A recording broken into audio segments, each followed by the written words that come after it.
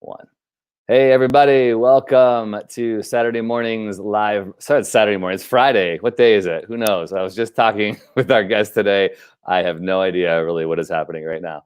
I'm Tony Gappistone. I'm with the Brave Maker Film Fest.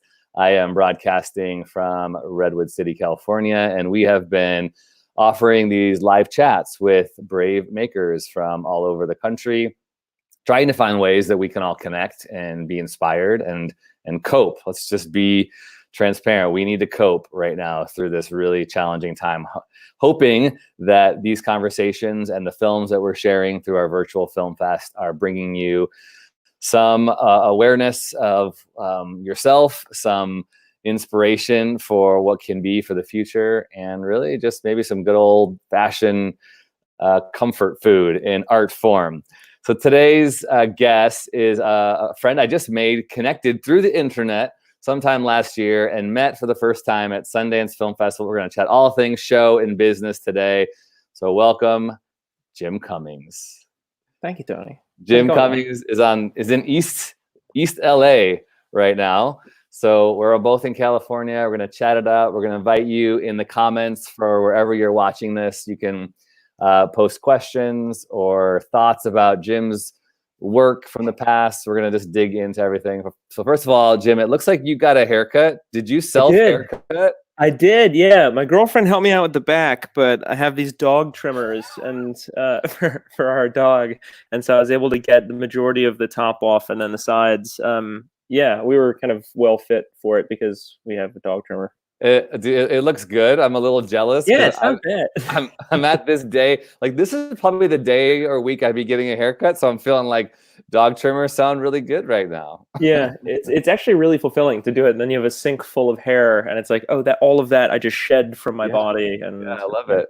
Yeah. I just tell myself if it goes awry, I'm fine because it'll all grow back over quarantine. So we're gonna be fine. All right, so hey, let's check in, man. Like, how are you doing? What are you doing through this shelter-in-place time? I am doing well, considering. We prepped for this in late February, and so it's been very wonderfully comfortable for us, food-wise. I've been dropping off groceries to my parents who are in Malibu right now, and then a 93-year-old British grandmother, because a family on Instagram was like, our grandmother lives in LA and needs groceries, otherwise she's going to go to the grocery store. And I'm just kind of sequestered in my apartment, which is what I was planning on doing anyway. I was supposed to be editing our feature, the beta test, and so I was kind of planning on sitting in the same chair and editing for a while. But now I just get so sidelined by the news, and everything is so interesting right now, and I just kind of want to be informed. And so I've had to have my phone taken away by my girlfriend, so I could just focus on making the movie. But it's been crazy. It has been a wild time, man.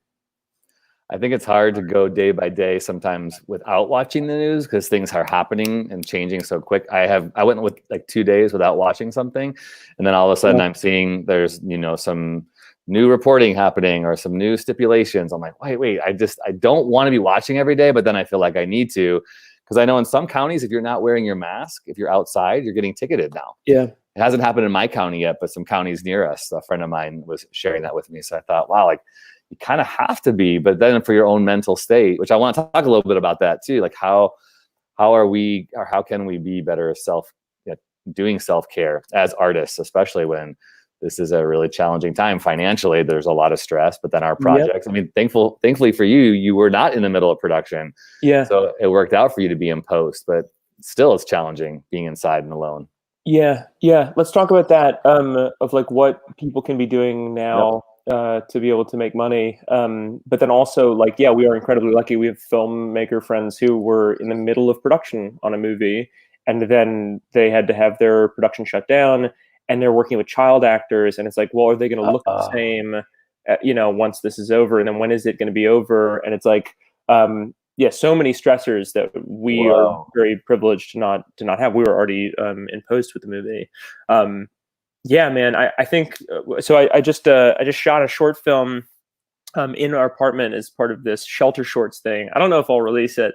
It's kind of goofy, but I got to meet this kid, Jay, who had rented stuff from Panavision, and then the lockdown happened, and he said, "Oh, would you want me to return it to Panavision?" And they said, "No, keep it. Don't come into the building." And so now he has this like Alexa and lenses and like a light kit and all this stuff, and it's just kind of in his house. And so I posted on Facebook, and I was like, "Hey, I'm trying to shoot a short film. Does anybody have any light mats or something?" And he's like, "Yeah, I got some. You can come and pick them up." So I sanitized them and all, and made friends with the guy. He's a really, really lovely guy. But I was like, you could go out and shoot stock footage if you went out by yourself. Like if you have this gear, go and start a stock footage compilation of things. Like if you're if you need something to do, you can go out in a car if you have a car and go out and shoot stuff around town that's empty or anything that you can get, and then just start a Vimeo stock account and then start advertising that you have all of this footage during this time. And so I think he's going to do that. Yeah, he's going to go up to the mountains and like shoot, cool nature stuff when there's nobody on the roads.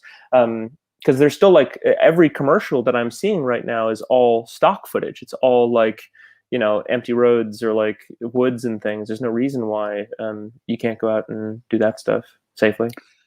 So that's one way, right? Yeah, people making money by shooting stock footage, and how cool to have full-on empty roads where no one's on them, or hiking trails if you can get on them. Obviously, be safe out there. Don't put yourself in harm's way or anybody else.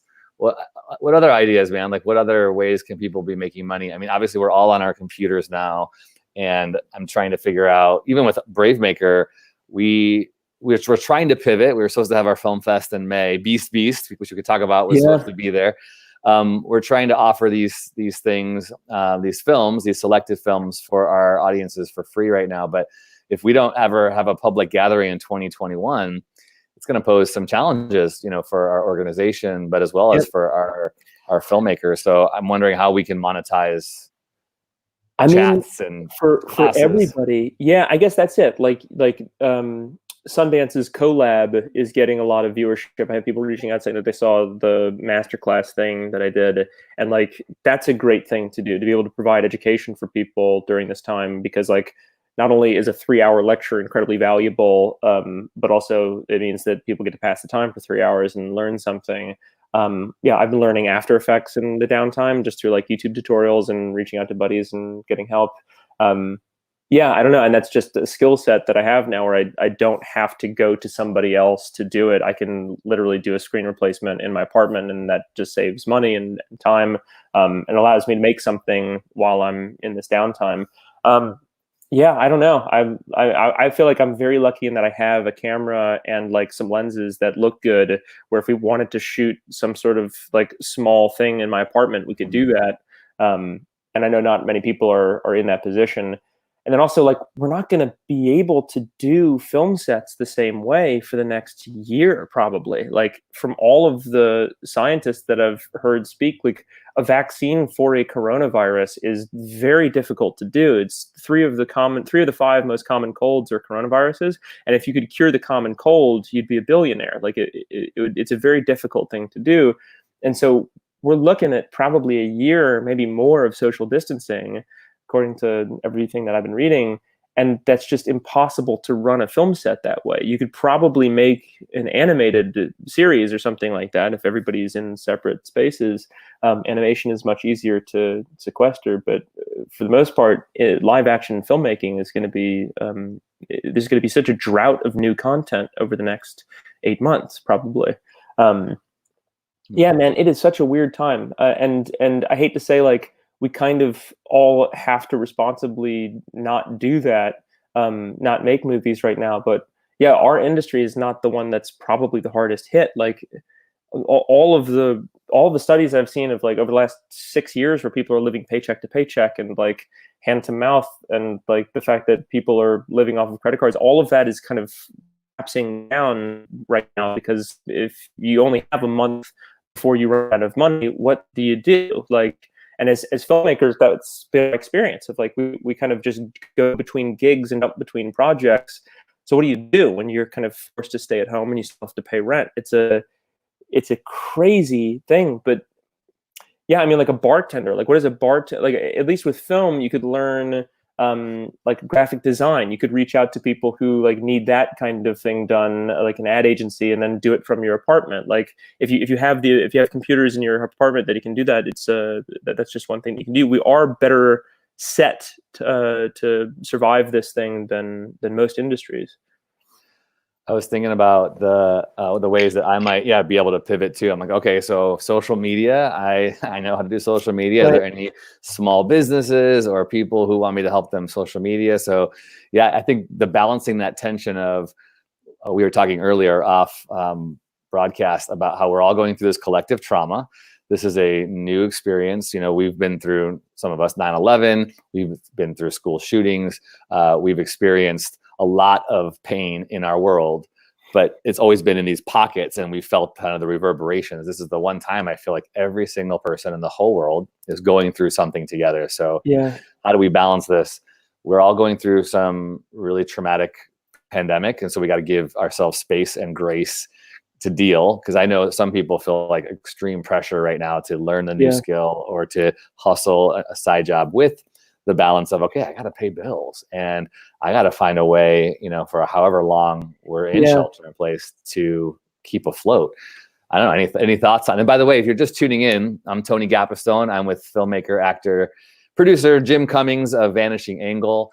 We're chatting all things show and business, but wanted to start our conversation with just an acknowledgement of where we are and how we might better take care of ourselves. So if you have questions, feel free to throw them in the comments, and we'll try to address them. But Jim, any thoughts? I mean, I agree with all of that. I think we all ought to be preparing for this to be the long haul. And I think I was thinking about it last night. I was like, what do I talk with Tony about? I was thinking about like what the things that I've been seeing over the last week that have just kind of like given me pangs of anxiety. And it seems to be the positivity cult that is the internet, where it's like if you share something that's positive, it has much more likelihood of getting to the front page than something negative. And that's just the architecture of our thinking and culture. But with something like this, obviously there's nothing really positive about it. It's all so terrible. And so like it's one thing to see TikTok dance videos, and like those can be quick bites that are relatively digestible and make you feel better for a short period of time. But like I really do feel like we are going to have to, every person is going to have to personally build up the muscles to deal with despair in a real way. And it's if it hasn't come to you yet, it definitely will. And that's a completely different thing than like the short bites kind of cutesy stuff that you're seeing. And it will not necessarily prepare audiences and human beings for the tools that they'll need to survive something like this in a reasonable way. And I've done a lot of thinking about despair. Like Thunder Road, I feel like is just the story of Job as a comedy. It's just like this guy who gets like every horrible thing that could happen to this dude happens to him, and then he's still able to survive it. And I think that's something that we have to consider. Like that's a very valuable thing to consider about life, is that like there are people who have gone through Chernobyl or Dresden and come out of it and are still functioning comedians. And that's a really, that's kind of the place where we are right now. And I think everybody should, if you haven't read Vonnegut, read Vonnegut. I think like right now we are all kind of going through this collective Chernobyl, where we're going to be over the next 8 months very stir crazy and cabin feverish, and we want to get out, and we need better tools in our toolbox than what we're being given right now, I think. Got a comment from Robertino, says it's a time for reflection and spiritual rebalance. Plus, Mother Earth needs it. Thunder Road. I was lucky to see it at several fests. Thanks. Let's talk about that a little bit. Thunder Road and all the themes in there of death and grief, and one's working through the stages of said grief. Those of you who don't know, Jim, was that your first feature, Jim? Thunder Road? Yeah, Jim's first feature, Thunder Road, was a suite basically through film fest. It started as a short film at Sundance, and then it went to South by Southwest and won the best feature from South by Southwest. But let's talk about that, man. Thunder Road is a creative force for sure. And if you don't know, go and rent it right now. Go find it. Yeah, people are watching it. It's crazy. We're getting like so much more viewership now than ever. It's wild. Like, yeah, we've gotten more people reaching out over the last 2 weeks than we ever had before. Everybody's at home. Yeah, man, it's a story about a guy who loses his mom, and he's like a tough guy, and he's like part of that tough guy tribe, and so he can't show any weakness, and it just spirals out of control. It's a comedy, but it's about this guy who almost loses everything, and it's the kind of like Springsteen redemption story at the end. But I wanted to make it because if you can show somebody going through hell and then coming out of it, it can be an incredibly fulfilling experience and helpful thing. Like there's a line in the opening scene that we that's buried in there about Roy Orbison, where I say Roy Orbison used to sing songs for sad and lonely people so they wouldn't be so sad and lonely anymore. And like that's kind of why we all made the movie, was because like if you can show somebody going through this and surviving it, it like actually gives ammunition to people who are going through hell. Yeah, it's probably the best thing we've ever done, and yeah, it's a good little thing to have in your box of watching people survive stuff that's terrible with a smile. I use Thunder Road as I'm pitching. I was supposed to have 2 different features this year. One of them I thought was going to be in production in November, and my producer and I were talking like in week 2 of quarantine. He's like, blunt. He's like, oh, dude, no, it's not going to happen this year. There's no way. Like people are, we had pitch meetings for spring and early summer. He's like, those aren't going to happen, number 1. And number 2, our whole production, like it's not like we're not going to be able to have the numbers on set.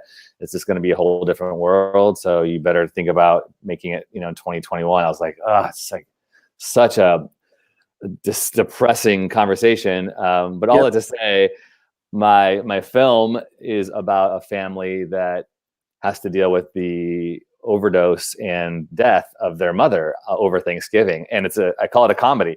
People are like, "Why do you call it like that?" Because I say the only way that we can sometimes process our pain is by trying to find the humor in it and trying to find a sense of hope and the ridiculousness of it, of a woman taking her life or overdosing when all the family is coming together. So I always reference your film. Yeah. As a marker for what that looks like. Have you seen Krisha, the Trey Edward Schultz film? You should see it. I'll write it down. Krisha. But it's about Thanksgiving in an American household and a mother coming back after being gone for 10 years and relapsing into alcohol. Oh, and cool. It's great. It's a really great movie. But there are those things where it's like, I feel like if you tell it as a comedy, people are far more likely to engage with it. I always say if you don't make jokes throughout your movie, your audience will. Like you need to, even in the darkest subject, you need to make stuff that's funny. It's so funny too. Like I said that once on Twitter, and somebody was like, "Oh, well, I don't think anybody told that to Steven Spielberg when he was making Schindler's List." But if you watch Schindler's List, there's a bunch of really great comedic moments in it. Like whoever said that, like clearly hadn't seen Schindler's List. There's this great scene where Oskar Schindler is auditioning different secretaries to be his secretary. And throughout the scene, it's like they're all working on a typewriter, and he's trying to see like how well they can type. And it's the same angle, and he progressively gets closer to the typist because they become progressively more beautiful. And then the last one is this like really old lady, and she's typing, and he's like far away from her, like not interested. It's this great joke in the middle of the movie. Yeah, man, you have to make a movie. You have to make every movie have comedy and sorrow in it. That's otherwise you're missing opportunities for the audience. That's a good point. I'm watching Veep right now, which I love. And there's moments of drama in it, right? There's moments right? Like where you're feeling. And it's one of my favorites right now. My favorite is Gary, the bagman, Tony Hale's character. Oh, yeah. There's an episode where his arm is like, his shoulder is seriously damaged. and he has to kind of like, he's the guy who has to carry the bag. It's his only job, and he's in constant pain. You're feeling for this guy. It's like, oh my god, this job of like a guy that just has to carry a bag, and he's such a goofy, like comic relief character, but still you're like, oh my god, this is what that job is. It's terrible. Oh gosh, that whole show, every character, the writing. I mean, dude, Armando, so good. Did you see the whole season, the whole series? Yeah. Okay, I'm in season 5 right now. I just saw the pimple episode, which I think is my favorite episode, when she gets the big pimple and she's doing the address. Like, that is just so good. All right, but I digress. All right, question from Jonathan Pickett. He asked, given the big streamers have shut down the original productions and there will eventually be a window where they finish putting out everything they had in post, does it significantly affect or help indies that are in post with non-theatrical distribution opportunities? Of course. We were speaking with a buddy of ours at Amazon, and right now they're doing acquisitions. Like, that's kind of what they're doing. And I think there is going to be, I mean, like with the giant productions that are, Netflix or Amazon or, even like Criterion original stuff, there's going to be a huge gap of the several months that were supposed to be in production that now nothing's being made. So like the stuff that was made before that, let's call that BC, before Corona, they were making stuff that now is in post, and so those have much better chances of getting distribution or bought by any of these platforms, which is great for independent film, even though it's terrible for everybody else. I think also there's going to be this like strange drought of quality in the next couple of months, or it might be for the next like several months. We'll see Hollywood stuff and stuff that's well crafted, and then all of a sudden we're going to be seeing stuff for the next several months during that gap period where we're seeing stuff that's shot on an iPhone and stuff that like normally most audiences wouldn't engage with, but because it's the only new stuff that's coming out, it'll be the only stuff that's available. And we were talking before we went live about the future of docs, right? The idea maybe that we're going to see an influx of docs. Docs have already been having a really great heyday in the past 10 years of really nuanced, amazing storytelling, as well as cinematic expressions of said stories. But I was thinking about how we might be limited to the number of crew. And I've also been hearing when casts come back that everybody will be wearing masks potentially on set, and giving actors tests, testing all crew. But the idea for documentaries is, I'm thinking like, wow, maybe we'll be seeing more, because you're going to be having just one person, film crews. I'm subscribed to the Sky News thing, and like they have featured updates inside of hospitals. Like I forget, American news outlets like CNN don't have away stories really most times. They'll just be like a pundit talking camera. But on Sky, they're actually going into hospitals in New York. And it's just that. It's like a simple camera, and they go out into an ER and to interview people. And there's nothing preventing one person from going in a hazmat suit and filming the things. And like, I think obviously every documentary is going to be changed for the next 10 years, because there's going to be this chapter in it that is the coronavirus of like, the subjects of the documentary were doing something, and then this thing happened, and then how we're dealing with that. And then the rest of the story, it's like, it interrupts everything. But then also, if you are a documentarian, you have a much better shot at making things. Like American Factory, it was just those two filmmakers, right? And they like went around with two different cameras and documented the factories. Documentarians have it much easier now if they're self-shooters as well. I was wondering about your features, the state of your features. You've got two, right, in post right now, the Werewolf and Beta Test. Can you talk about that, what those look like? So Werewolf was my first studio picture, and we made it in March of 2019, and then we edited it for the rest of the year, and I think delivered it in November or September, maybe. And so it's done. It's like completely done. It was supposed to come out in theaters in March, but then we pushed it to September because just of windowing. So it was supposed to come out in theaters in September. But now we have no idea. I mean, like I'm talking to people and it was like, well, we don't know if theaters are going to be a thing in September. They probably won't be. And so then it's like, all right, do we talk to large streamers? Do we like see if there's a way that we can still have this release date contractually? Yeah, there's like 1,000 different contracts when you're dealing with a studio where it's like it has to come out during this quarter. And so it's like, well, if it's coming out, then it might just have to be digital. Who knows? And then I made a movie that we ran a WeFunder campaign for called The Beta Test. That's this wonderful thriller comedy in a great way. And I've just been editing that since we wrapped in December. And that's with the whole Vanishing Angle team, Matt, Natalie, and Ben as producers. And it's really funny and really bizarre and great. And yeah, we're just doing like sound design and score and color correction and VFX. And I've been doing my little tinkerings in After Effects and learning how to make shots not have a boom pole in them, which is very helpful. And so is your kind of strategy just like, all right, let's just finish the film and kind of wait it out to find out what life will look like on the other side? I'm just going to keep cranking. Yeah, so we submitted to all 4 chapters of Cannes, and then Cannes kind of was postponed, and then a couple of days ago, I think 2 days ago, got officially canceled. So it's not just that it's getting postponed; it's that they're not going to do it anymore. I think they've like annulled all of the acceptances. Who knows what's happening there? But we're just going to keep cranking on the same post schedule that we've had. My girlfriend, Julia Bales, is the post supervisor on this one. And so like, we're just kind of building a schedule and trying to make the dates. And then once it's done, we either self-distribute in the same way that we did Thunder Road, or we talk to people at Netflix or Amazon and we're like, hey, this is what a global sale would look like to us. Would you guys be interested in buying it?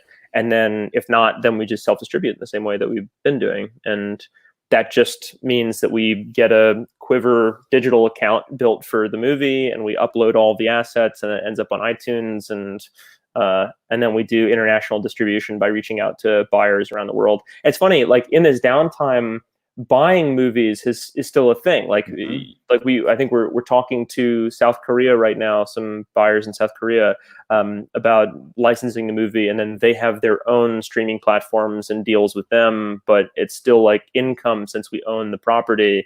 It's interesting. It's like there's still going to be a need for content, if not more now, because we're all inside. So yeah, it's funny. Like having something that's already done is really valuable. I'm sure all the filmmakers who have something done right now who are watching understand, but yeah, it's a great thing to kind of like, we've gotten so much outreach over the last 2 weeks because of Thunder Road, just because it's available on Amazon in the United States and it's on Netflix in the UK, like because people are watching things more and stuck inside, it has like its own second life in a weird way. We got a question from Alejo. Was it hard or scary to submit the whole studio system contracts? Were you confident filling out those contracts? I'm very lucky. It wasn't really. My producer, Matt Miller, is really wonderful with contracts, and my whole family are attorneys. I'm very lucky. And so if we ever have a contract, I just have them look over it. They are like contract attorneys. I also have an entertainment lawyer. And so if anything is like specifically about, movies and things like that, they're very helpful. No, not really. I mean, it happened so quick too. Like I had written the script and I owned the copyright, and then in order to make the movie, we just had to like license the copyright to the studio, and then we made the thing. It was actually like one of the easier things that we did. Surviving the cold was much harder. We shot it in Utah, and it was like 16 degrees, and we were shooting all nighttime exteriors and just brutal murder scenes. It was rough. Jim, your Film Fest experience has been a lot of help, obviously, in launching some of these things. So as Film Fest, now Bravemaker Film Fest is a very different, we're not like a top tier, we're not a TIFF or a Sundance or a South by, we're more like a local homegrown community film fest that really I look at because as a filmmaker, I've been to so many film fests, and some of them have been great and some of them not so great. And I wanted to create something that was great because I wanted my city to experience the greatness of what I think is a film festival, getting to meet the makers and have the talkbacks and see the films and really celebrate more. And then hopefully publicizing and growing these makers' audiences. But for the top tier ones, the ones that you've been a part of, largely right now, you know, South by Southwest, Cannes, they're all going to be going away. We don't know what the future of those look like. What are some of your thoughts about that? How are you feeling about that? Because I love film festivals. I grieve feeling that could potentially be paused. I don't think it'll go away, but the fact that we don't know what that looks like. Yeah, grief is the proper word there. It's been hell, just because, like, with South by Southwest particularly, that was the moment that a lot of my friends and family realized that the coronavirus was going to be a much bigger deal than they had been treating it. We had friends over, and they were all working on projects for features that, you know, they were planning on shooting in June or July, and we all just happened to be in the same neighborhood. Everybody came to my house, and then we got the news that South by had been officially canceled by the city. And then it just became this moment of like, oh my God, what is that? It's $360 million that was going into the city of Austin. And then that's just going to disappear. Like, and then we're like thinking about Austin, is, wow, that's terrible. The city of Austin is so supportive during this time. And like, they make half of their rent just from that 2-week period. And it was just so devastating. And then to think about every city in the world, that became the, like, you know, catalyst for changing the people around us mind. And then, like, thinking about the programmers who spend 11 months programming this festival and like helping these filmmakers and giving them a spotlight, and then for all of that to just go away the week before it's supposed to happen is just horrible. It's just horrible. And so, like, that to me was a big moment of like, oh, we all have to kind of come together to support and to help people who, like, everybody, programmers, festivals, anything.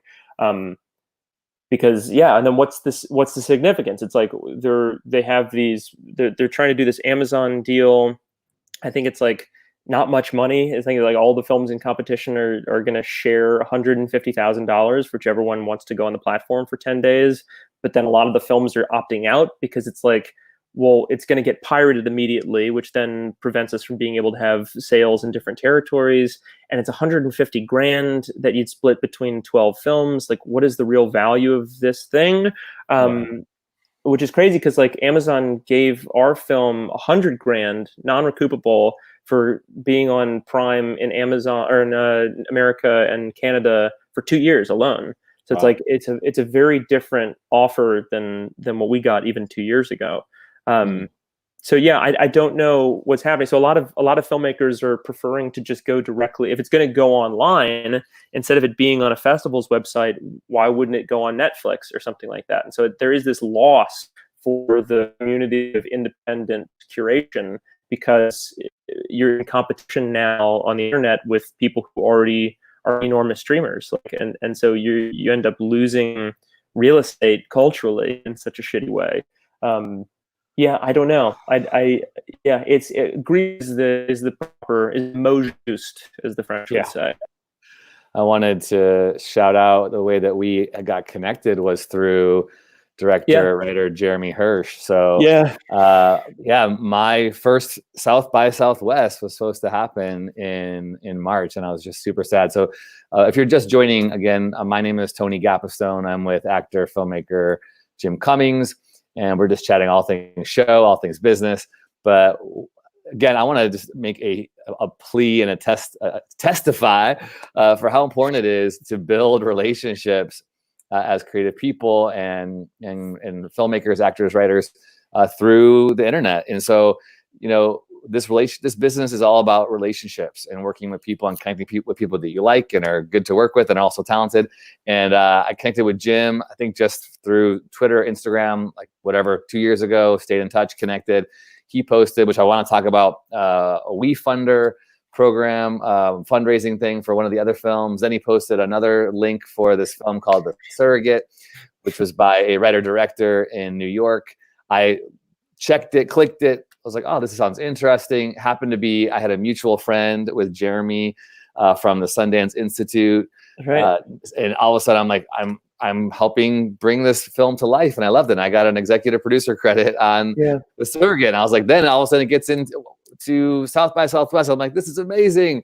So I just want to shout out first, Jim, thank you for this connection, but just huge kudos to Jeremy and this amazing project about a woman who is a surrogate for two men trying to bring a baby into the world, and they find out the baby has Down syndrome. So it was a selection in the Visions category for South by Southwest, and then that got dashed. So, but it's finding its legs. It's getting a lot of great reviews, and you can follow along on Jeremy Hirsch's page if you want to learn more about it. But yeah, the challenge being that they decided not to go with the Amazon deal because of all those challenges, and so now it's like, okay, now what? What's going to happen next? Yeah. And just to speak more about South by, I met Jeremy at South by Southwest 2013, maybe 2012. He had a short film called Natives there, and we met at the Austin Convention Center. And that's another horrible casualty of not having a festival. Like a film festival, when done right, is this marriage of people who might otherwise not meet each other, who are very talented, who suffer from the same, malady that we all have of like needing to make something and needing to share it. Yeah. And so it can really inspire the next year of artwork. Whereas like if you go to Sundance or South by Southwest and see something that resonates with you, you can be inspired to go and make something else that's great. Like I would not have made the Thunder Road short film had I not sat in the shorts program at South by Southwest for 2 years in a row with other people's movies. And a lot of the time I was watching stuff that was incredible from all over the world. And I was like, oh, cool, people are doing this stuff. It's not crazy to do this stuff. Like you're not alone in making something weird. It's okay to do that. And I definitely would not have engaged in making something bizarre had I not gone to those festivals. So yeah, with that gone, or with that digitized now, what do you do? Like how do you recreate the summer camp thing online? How do you do it? And then I don't know. I think really what's going to happen is once there's a vaccine, or once we all feel comfortable coming out of the cave, like it's going to have this insane party atmosphere, I believe, where we're all trying to do all of that at once. And yeah, I think the culture is going to change very drastically, very quickly, if that comes about in the next year. Yeah, I don't know. I'm wanting it already. Like it's every year I like get I get antsy. I want to be able to go to South by Southwest, and to not have that is strange. Oh, Jeremy says 2013. That's great. Yeah, it was 2013. That's right. Oh man, I'm so with you. Like getting into those spaces where you meet people and get inspired, and I can probably count, a ton of relationships that have formed by being a part of those film camp like type moments. So yeah, thankfully, obviously we have things like Zoom and the internet that's allowing us to find streams to help us cope during this time. I know I'm a little zoomed out right now, but we are having lots of good conversations and video chats. And I'm hoping if you're watching, just tuning in, again, my name is Tony Gabastone. I'm with actor, filmmaker Jim Cummings, about how we can continue to cope through this time and what hope and creativity might evolve. In line with that, Jim, we got a question about you tend to work with the same, or do you tend to work with the same crew buddies? What advice can you give to aspiring filmmakers? Yeah, I started working with kids that I went to college with, people like Danny Madden and Tony Ascenda, and just helped them with their movies as a producer for about 5 or 6 years.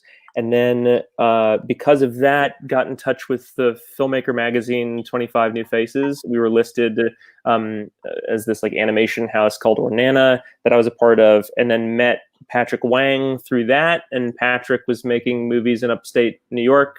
And so we made a movie called Grief of Others that I was a producer of, and then met Matt Miller at Vanishing Angle through there, and then moved to LA very quickly. And Matt got me my first producing job on a music video in Los Angeles. And then Matt and I have started making movies and kind of working together in the Vanishing Angle company for 5 years, 6 years now, it feels like. And then Natalie came on, Natalie Metzger, who's one of the heads of the company and a producer there.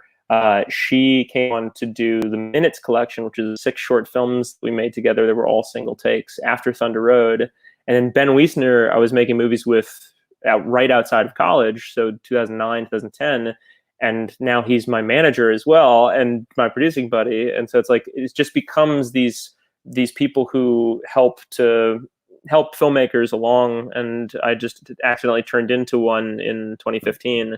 But yeah, no, we make probably 5 or 6 features a year, sometimes 7 features a year for different filmmakers. And it tends to be the same team. I've worked with the same production designer for every movie that I've made. Charlie Texter has done every movie that we've done, and he's amazing. Yeah, it just becomes like these juggernauts that you meet. And we've probably worked with 500 people, 600 people throughout years, and you find the people who are the best and get to put them on a project that you love. It's so I'm very lucky that we get to work, and it is this kind of summer camp feeling, but it took 6 or 7 years to get here. That's good to hear. I feel like my crew is usually like 50% the same, but I'm still trying to find, like, I'd love it to be higher, right? Because you find like the people that you love, and then like you rotate other people in, you're like, oh, this isn't working so well, and I know I don't want to work with that person again. So the next one I'm moving forward. Do you have any thoughts around? We were talking before the broadcast about just tensions, right? So when you're making a film, it's go time. There's a lot of work and intensity and stress. And I love that part. I love the creative problem solving. I love, like, okay, in the moment, how do you make this work? But you also can find yourself butting heads with, you know, if you're the director, you're also director and actor at most times, which probably you're butting heads with yourself, I'm sure. But how do you deal with when you butt heads with a key crew member, like a DP and a director, or a DP and or whatever? Anything you want to share about that? Someone's asking about, I see you, Miguel, and Jim did talk about this, but yeah, did you end up making that new short film? This is so funny. I took this picture of Miguel. Miguel was a lab fellow of ours at the Short to Feature Lab this last generation. He's in Spain right now. Yeah, I did end up making it. I don't know if I'm going to put it out. It's one of those things where it's like, I did this short film as part of the Shelter Shorts program, which is like making shorts in your apartment, and like with only the stuff that you have in your apartment. And Danny Madden has one. He's coming out on Monday, I want to say. But I shot it, and it was supposed to be, the joke was, it's me doing an instructional video of how to wash your hands while I was dog whistling to political assassins. Like it's just this stupid thing of just like, you can make something. This is great. Everybody should make short films in your apartment. It's important to remember you can make something in your kitchen that can really blow up. Thanks so much for watching. It's just like that kind of anarchist cookbook kind of stuff. But it just turned out super aggro. Like I just seemed like very angry, and so I'm like, I don't know this thing. So it went well. The production went really well. Julia helped out, and yeah, I don't know. I don't know if I'm gonna put it out, but it did. Production did go well. So speaking of angry, let's get back to that conversation. How do you deal with the challenges and tensions on set? So that's a real thing. I always say it's hard enough to make a great movie when everybody's on the same page, and it's very difficult, especially in the modern age, to make something that everybody's on the same page for. Where like I always talk about this experience of like working with someone in hair and makeup who really wants to do Marie Antoinette style design, and that's its own like kind of makeup. But if you're making a horror thriller, sometimes the makeup artist will try to do something that is closer to what they want to do because it looks good on Instagram, but it's going to look terrible in the movie. Where it's like, so I think like having a team that is like all on the same page to collectively make the same thing is incredibly valuable, and it almost never happens. Like it's very difficult to have 60 people on a film set, or 30 or even 10 people on a film set, like really understanding how to like what we're all doing. I always make a podcast out of the screenplay, and I send it to every member of cast and crew, so we all kind of like understand the tone of the thing while we're doing it. It helps to advise decision making throughout the process in each department. But yeah, man, it's hard. It's difficult. I mean, there have been times where it's been fights between certain departments, and it just becomes so taxing on the amount of time spent. And then it becomes these like tribal fights between different communities. I mean, they always joke about like assistant director versus director of photography. Like that's the big notorious one of like, how long is it going to take? And the director of photography, it's another 10 minutes. Like it's always these like fights, these wars between those two departments. But I don't know. I mean, we've all survived, and it's been really exercise in diplomacy consistently. You said, like, do you ever butt heads with yourself? I butt heads with myself all the time, and like I become, especially in the last two movies, this kind of like obnoxious, loud, angry person because the thing isn't moving fast enough, and it's terrible. Like I'm laughing about it now, but really I do regret the things that I do sometimes on set. And I'm pleasant. I'm a nice guy. I can't imagine what it must be like working with, the higher. When have you ever had any money to make a movie? How stressful that would be. But yeah, no, it's a difficult thing. I think I'd like to do that. I'd like to at some point to do a longer deep dive into relationships and how to maintain a good relationship on a film set.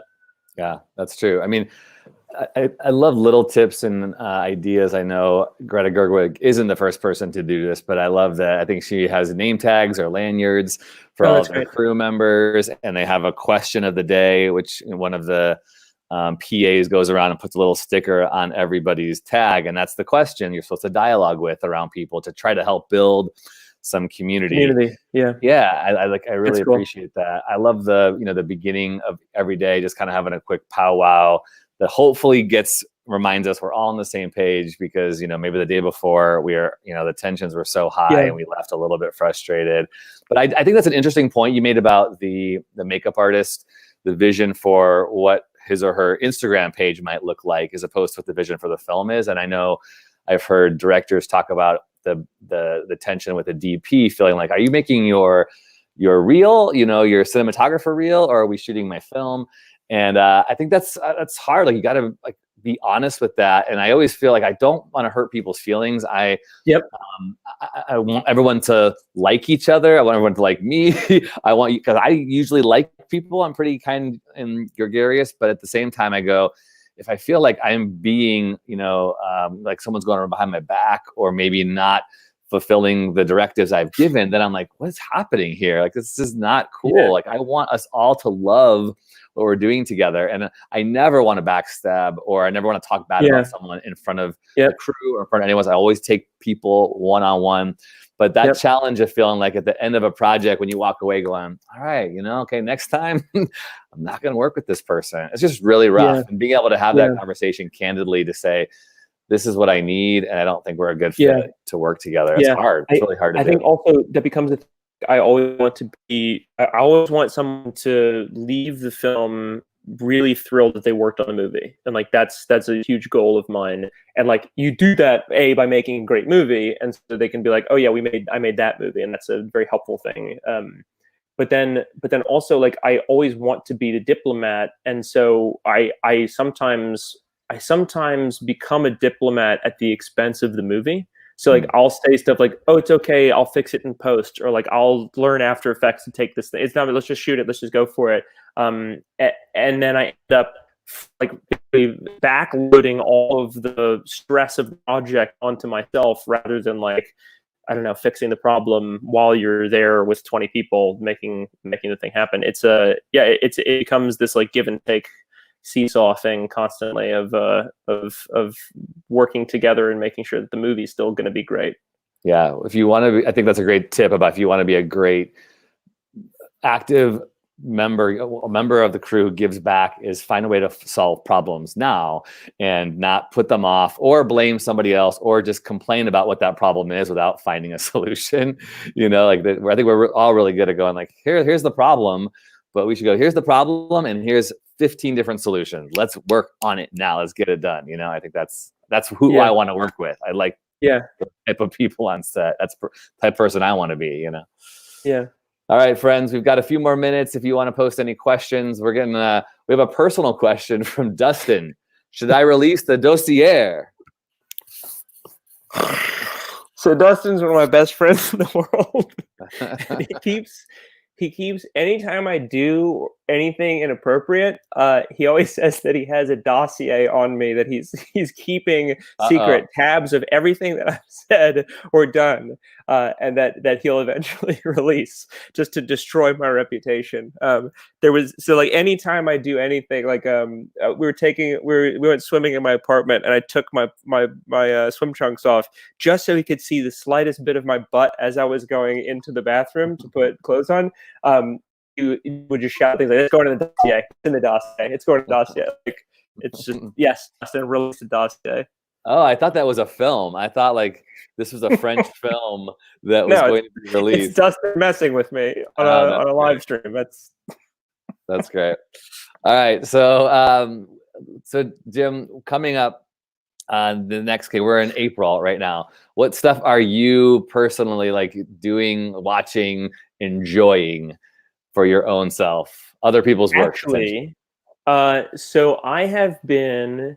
What have I been doing? I've been watching a lot of really cool spaghetti westerns and Giallo films. There's a channel called the Arrow Video channel. Arrow Video and Arrow Films they're English, but they have this collection of licensed movies from all over the world, and they're incredible. Like some of them are movies I never would have seen otherwise. But I watched the original Django from the 60s, which is insane and so much fun. And it's this spaghetti western, which means that they shot it like in Italy, they shot it in Rome, and then it's all kind of like dubbed in English, some English actors, but it's really just this like fun style, kind of like Tarantino style filmmaking. But it's just been so much fun, and a lot of them are in 4K, and so like watch them on the big screen and like treat them like they're these incredible masterpieces. That's and awesome. It's so much fun to watch these Italian horror movies from the 70s, and it was like the risks that they took. We watched a movie called "Your Vice Is a Locked Room and Only I Have the Key." That's the full title of the movie, but it's incredible, and it's like these crazy camera moves of like all these wild dollies and zooms and like crazy murder and violence. It's just like this really fun style of making movies where they were just like, screw it, let's just make something incredibly artistic and very bizarre. And they just didn't care. And it was so much fun. It's so much fun to watch. And so I've been watching these movies on Arrow Video, and it's great. Anybody can get it. It's like $4.99 a month, and it's on the Apple TV, and just look up Arrow Video channel. It's great. I love it. All right. And then how about a book that you're digging, either on the craft or not, whatever. Let me see. I have. While Jim's finding that book, I'm going to promote. I've been reading this collection of novellas called the Melville House Collection. And they come in these, like, they're all the same size, and they're just short novellas. And it's just from different authors from all over the world. But I'm reading this one, and it's really good. But yeah, they sent me, I reached out to them on Twitter, and I was like, hey, could you send me some? And they sent me like 30 different novellas. And so I've been reading just like different short literature from everybody from all over the world. And I had never read James Joyce before. I had never read Tolstoy. And so it's great, very like digestible little tidbits of their writing styles, and it's been really educational and something you throw in a back pocket. And so I've been doing that a lot. That's kind of like the only, outside of comic books, that's the only thing that I've been reading. What's the publisher, or how'd you connect with them? It's called the Melville House Collection. Melville House. Okay, cool. Melville House is the publisher, and they're really wonderful. It's all just these like great insights into different cultures and different times. I've really been enjoying them. I knew I could count on you for some outlier type recommendation. So, me on the other hand, I'm reading As You Wish, which is the biography of Cary Elwes. Is that how you say his name? Yeah, sure. Yeah. Oh gosh, so good. Such a great, like, fun pop culture read. So I just finished that like a week ago. Oh, cool. Yeah, that was super great. Well, cool, man. Hey, thanks for joining me on this live chat. If you want to follow Jim, go to Jimmy C, that's me, on Instagram and Twitter. And you can find out more about his productions on vanishingangle.com. Anything else you want to say, my man? No, thanks for having me, man. This is fun. We should do this again sometime. You know it, dude. I will hook you up. I will text you up.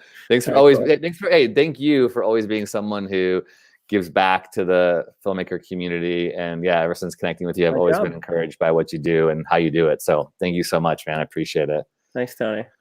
All right, my friends, if you want more information about Bravemaker, you can go to bravemaker.com. If you would like to get some free films during shelter in place, go sign up at our mailing list, which is bravemaker.com/buzz.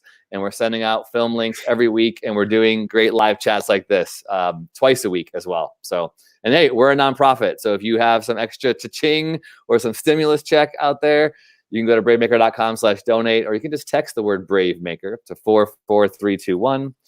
And don't forget to wear your masks. And don't forget to do your part. And that's it. All right. I'm going to end the broadcast, and I'll talk to you later, everybody.